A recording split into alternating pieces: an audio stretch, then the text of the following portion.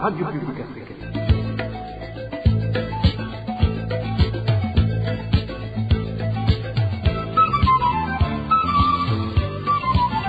Radio Publique Africaine.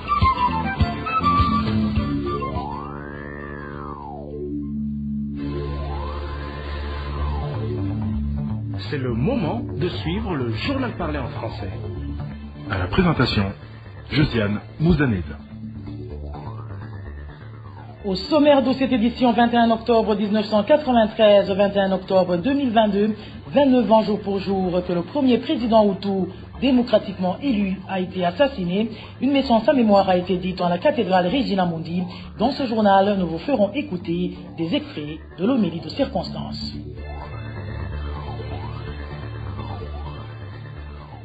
Le président Ndayishimiye est accusé de complicité par l'IDHB dans l'affaire Kila Hospital. Cette ONG internationale se base sur la passivité du numéro 1 burundais dans cette affaire qui implique les hauts responsables de ce parti.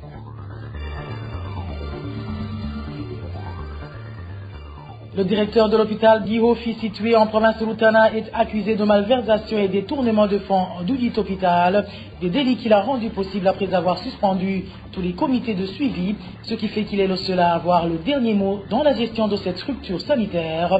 Vous aurez les détails dans ce journal. Dans ce journal, nous vous parlerons également de l'appel lancé au gouvernement burundais par les élus du peuple afin que ce dernier s'attelle à la réhabilitation des infrastructures de l'Université du Burundi en état de délabrement. Voilà pour les grandes articulations. Bien le bonsoir chez vous, mesdames et messieurs.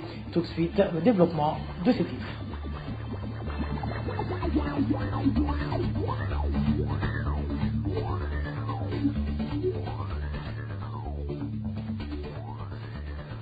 Bonsoir. En page politique, l'on parle de la commémoration du 29e anniversaire de l'assassinat du président Melchior Ndadaye. À cette occasion, un appel a été lancé aux Burundais en général et plus particulièrement aux autorités du pays de se ressaisir afin d'éviter toute chose qui diviserait les Burundais. Lors d'une messe célébrée ce vendredi à la cathédrale Regina Mundi en la mémoire du président Melchior Ndadaye, l'archevêque de Bujumbura a rappelé que la force motrice de l'unité est de remplacer le mal par le bien suivi.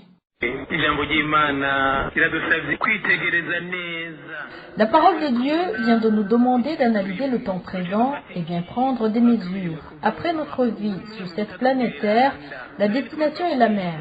Pourquoi ne pas vivre dans l'unité et dans la réconciliation étant encore sous le sol burundais? C'est à cause de la mauvaise foi, l'égoïsme, la discrimination, l'ethnisme, la haine et le manque de compassion. En analysant le passé douloureux que le Burundi a traversé et qui continue à se faire remarquer même à présent, les Burundais ont été envahis par la ségrégation et des divisions ethniques, régionales, de partis politiques, les divisions liées au favoritisme et autres formes. Comme vous le savez, Jésus n'a jamais discriminé les gens, il s'approchait de tous. Je vous invite donc à l'imiter. Enseigne et pratique l'unité à la place des divisions, à la place de la discrimination, qu'il y ait de la réconciliation. Là où il y a de la haine et la mésentente, il faut qu'il y ait de l'amour, la fraternité, la paix, l'entente mutuelle. C'est ça la force. Sachez que ton prochain est un don qui t'a été offert par Dieu. Sache bien que tout être humain est un trésor pour toi. Je vous exhorte alors d'aller de l'avant en évitant discrimination et de nous mutuellement. C'est ça notre point fort.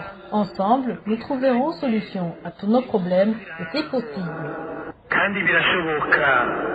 Dans cette homélie, l'archevêque Anatole Ruberinyange a également demandé aux décideurs de prendre des mesures en faveur des prisonniers qui croupissent dans des établissements carcérales, mais aussi de faire tout leur possible pour que les réfugiés rentrent dans leur pays. Encore une fois, Monseigneur Anatole Ruberinyange, vicaire de l'archidiocèse de Bujumbura. La colère d'un parent ne dure que le temps de la rosée, selon un dicton burundais. Avec la situation actuelle, on ne peut ne pas penser aux prisonniers. Qu'un parent ne peut être à l'aise aussi longtemps que son enfant croupit en prison sans espoir.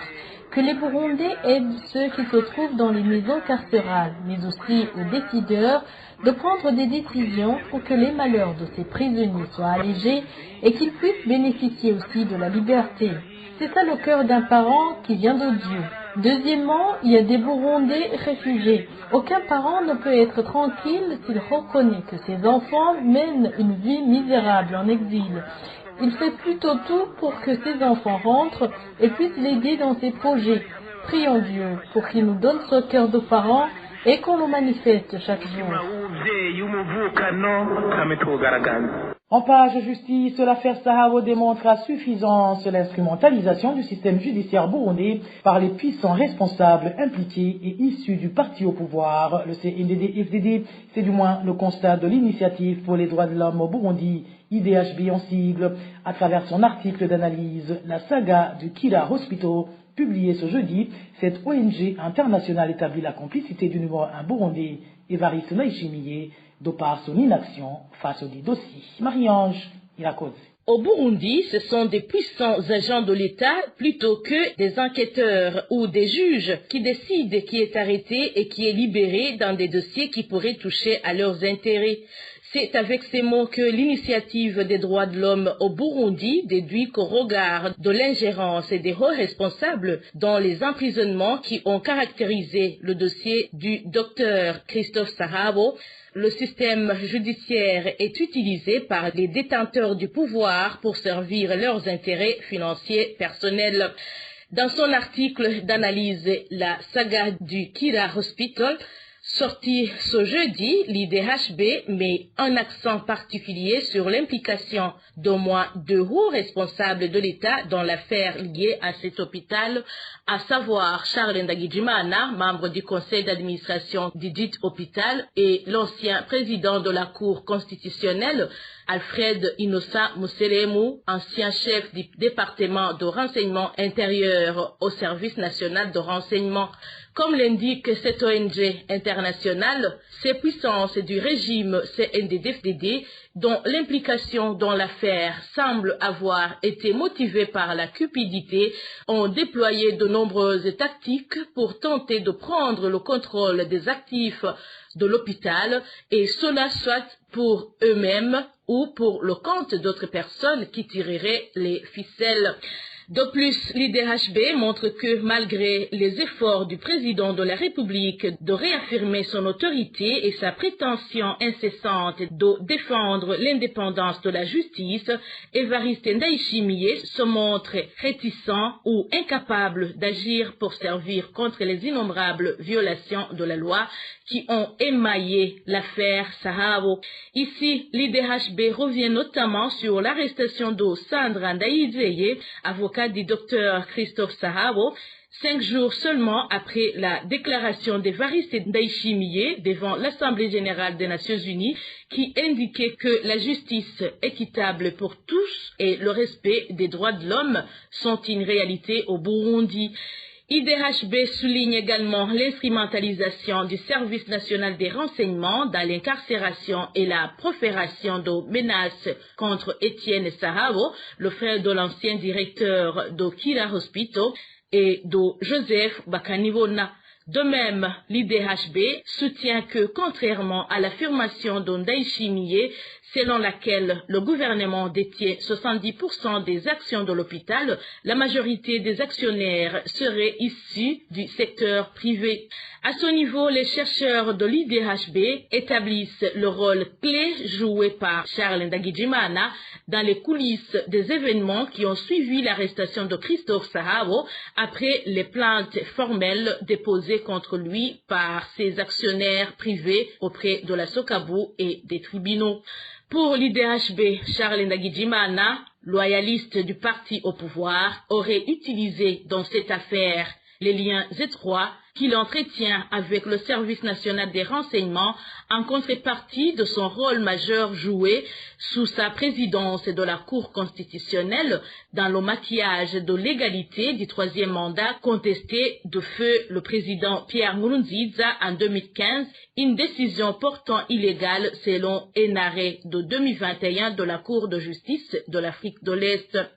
En définitive, les spécialistes œuvrant au sein de l'IDHB ainsi que différents observateurs concertés par cette organisation se demandent si Évariste Ndayishimiye devrait continuer à protéger les puissants responsables de l'État impliqués dans les violations de la loi qui ont caractérisé le dossier du docteur Christophe Sahabo. La saga continue selon l'IDHB. Je vous le disais en titre, les élus du peuple demandent au gouvernement de s'atteler à la réhabilitation des infrastructures de l'Université du Burundi en état de délabrement, mais aussi songer à la construction de nouveaux bâtiments. Comme l'a récemment introduit le député Agathon Rwasa devant l'Assemblée nationale en plénière, le ministère de l'Éducation devait être doté d'un budget supplémentaire afin que les étudiants soient confortables dans leurs activités académiques. Et suivant à ce propos, le député Agathon Rwasa au cours d'une session parlementaire. Ishure kaminuza y'u Burundi ni karahara mu Uganda ntibacure mugabo turavye inyubako zayo. L'Université du Burundi est une institution indispensable dans la vie du pays, mais avoir ces infrastructures vétustes et mal entretenues, pour moi, il ne s'agit pas d'une question à ce propos, mais plutôt d'une suggestion. J'aimerais demander au ministère de se concentrer sur la problématique en rapport avec les infrastructures de l'Université du Burundi. Avant tout, il faut planifier la multiplicité de bâtiments d'accueil des étudiants. L'espace est suffisant puisque, par exemple, ces hommes dits Tropicana occupent inutilement trop d'espace. Ainsi, le gouvernement pourrait peut-être solliciter un financement auprès de l'UNESCO et ailleurs pour la construction des hommes suffisants pour accueillir tous les effectifs d'étudiants qui aspirent fréquenter l'Université du Burundi. Et cela dans les mêmes conditions, car il est inconcevable que deux étudiants soient dans les mêmes conditions alors que l'un est interne et l'autre externe. Quel que soit le volume du budget alloué au ministère de l'Éducation, l'évidence est que l'éducation est la fondation du développement du pays. Ministère de l'Éducation musaba ni mugome muyigwize na 4 na 5 na 10 kuko indero n'umushinge mu kubaka igihugu. Même son de cloche chez Charles Nditije qui fut dans les organes rectoraux de l'Université du Burundi. Pour lui, le gouvernement devait être préoccupé par la réhabilitation des infrastructures de l'université publique dans le cadre de la protection des étudiants qui sont les futurs cadres et décideurs du pays, au lieu de se soucier uniquement des profits et avantages politiques. Suivez plutôt le professeur Charles Nditije. Le fait que les infrastructures de l'unique université publique, à savoir l'Université du Burundi, soient dans un état de délabrement total, et que ce soit au niveau des salles de cours, que ce soit au niveau de la bibliothèque centrale ou des homes dans les différents campus, Kiliri, Mutanga, Kamenge, traduisent, à mon avis, la mauvaise gouvernance, la mauvaise gestion qui caractérise le pouvoir, le système CNDD-FDD. Cela traduit également le peu d'intérêt que le gouvernement CNDD-FDD porte à la qualité de la formation et de l'éducation. Ils ignorent complètement qu'aucun pays ne peut se développer s'il n'a pas les compétences requises dans tous les secteurs de la vie nationale. C'est pour cela que l'avenir du pays est complètement hypothéqué, parce que la qualité de la formation, à tous les niveaux d'ailleurs, mais surtout au niveau de l'enseignement supérieur, si l'Université du Burundi ou les autres universités ne forment pas les cadres nécessaires pour servir le pays dans les différents domaines qui exigent des compétences importantes, le pays ne peut en aucun cas se développer, il va plutôt reculer. Et c'est le cas aujourd'hui, c'est ce qui explique pourquoi d'ailleurs nous sommes aujourd'hui le pays le plus pauvre du monde. Et je lance donc un appel vibrant aux autorités du pays pour qu'ils prennent conscience que l'avenir du Burundi est incertain et qu'ils se mettent à l'œuvre pour relever le budget alloué à l'éducation et à l'enseignement supérieur pour que le pays puisse se développer. Normalement, le budget de fonctionnement, le budget d'entretien des immeubles, le budget de paiement des salaires, etc. devrait être revu, rehaussé en fonction de l'évolution des effectifs. Aujourd'hui, je crois que l'Université du Burundi avoisine les 30-35 000 étudiants. Et ce n'est pas normal que le budget reste stationnaire. Donc, qu'ils entretiennent d'abord les locaux qui existent, les bâtiments qui existent, juste, et avec de la propreté, avec un minimum de budget alloué à la régie des œuvres universitaires, et qu'ils pensent aussi à construire d'autres infrastructures plus modernes, plus adaptées aux effectifs. Sinon, demain, l'histoire les jugera sévèrement, à commencer par ces jeunes-là qui vont comprendre que leur avenir était hypothéqué par un pouvoir inconscient, un pouvoir qui n'a d'intérêt que de s'enrichir illicitement, qui ne passe pas à l'avenir de la jeunesse, à l'avenir du pays et qui hypothèque dangereusement le développement du pays. Gouvernance à présent, les employés de l'hôpital de Gihofi en commune Bukemba de la province de Rutana accusent les responsables de cette structure sanitaire de mauvaise gestion des fonds de cet établissement sanitaire. Selon ces travailleurs, tous les comités de suivi du fonctionnement de cet hôpital ont été suspendus depuis quelques années et pour le moment la gestion de cette institution est dans les mains du directeur et du gestionnaire. Suivez plutôt un des employés de l'hôpital de Gihofi qui s'est entretenu avec la RPA.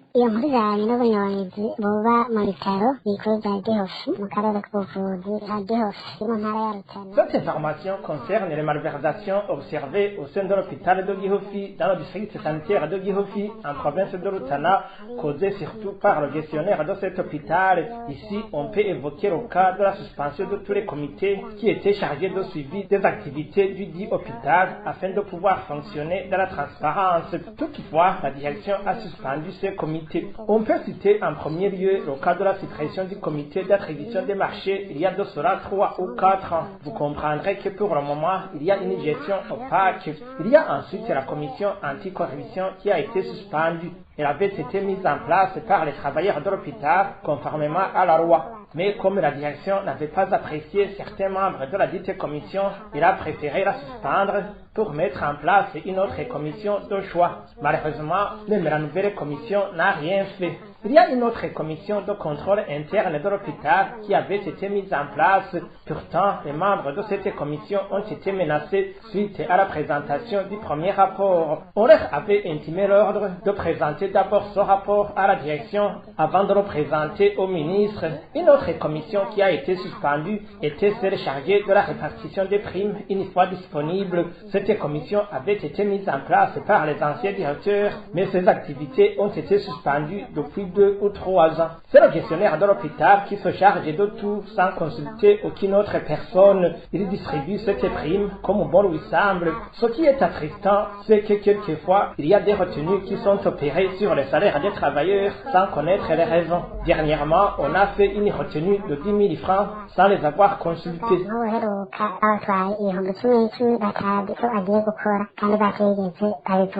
Dans nos éditions ultérieures, nous vous parlerons de la falsification des factures dans l'achat des médicaments et autres matériels de cet hôpital de Gihofi par les responsables du dit hôpital. Et avant de clore ce journal, parlons société où plusieurs motos qui font le transport en province de Rumongue sont enfermées dans les commissariats de différentes communes de cette province. Ces motos ont été saisies lors d'une opération de contrôle faite par la police il y a 2 semaines. Les habitants de cette province dénoncent le fait que certaines motos ont été saisies alors qu'ils étaient munis de documents exigés. Éloge divin, Rémiche. Certains motards de la province de Rumongue indiquent que jusqu'à maintenant, la police poursuit ses opérations de contrôle des motos. Dans différents coins de cette province, la police y met des barrières. Nos sources affirment que le gros du temps, ils le font pour leur soutirer de l'argent.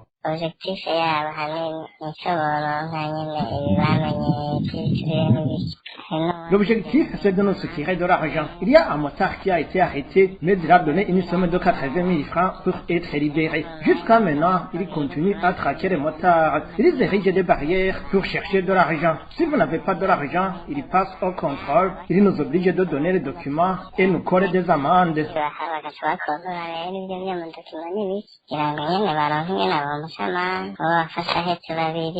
Ce qui est étonnant, comme le révèlent certains motards, c'est qu'il y a des motos qui sont enfermées alors qu'elles sont en règle et les propriétaires doivent payer les montants exigés pour les récupérer. Certains ont récupéré leurs motos, mais ils ont d'abord payé des amendes. Plusieurs autres motos restent enfermées. Même si vous avez des documents, il ne manque pas de raison pour que vous donniez de l'argent. Ces motards de la province de Rumongue demandent que ces opérations policières soient faites conformément à la loi et que leur droit d'exercer ne soit plus bafoué. À ce propos, nous n'avons pas pu joindre les responsables de la police à Rumongue pour recueillir leur réaction. Et voilà, amis fidèles de la RPA, c'est sur ce reportage que nous mettons fin au journal en français de ce vendredi 21 octobre 2022. Merci pour votre aimable écoute. Merci également aux équipes techniques et rédactionnelles pour leur parfaite collaboration. À la présentation de ce journal, vous étiez avec Josiane Mouzaneza. Bon début de week-end à toutes et à tous. Au revoir.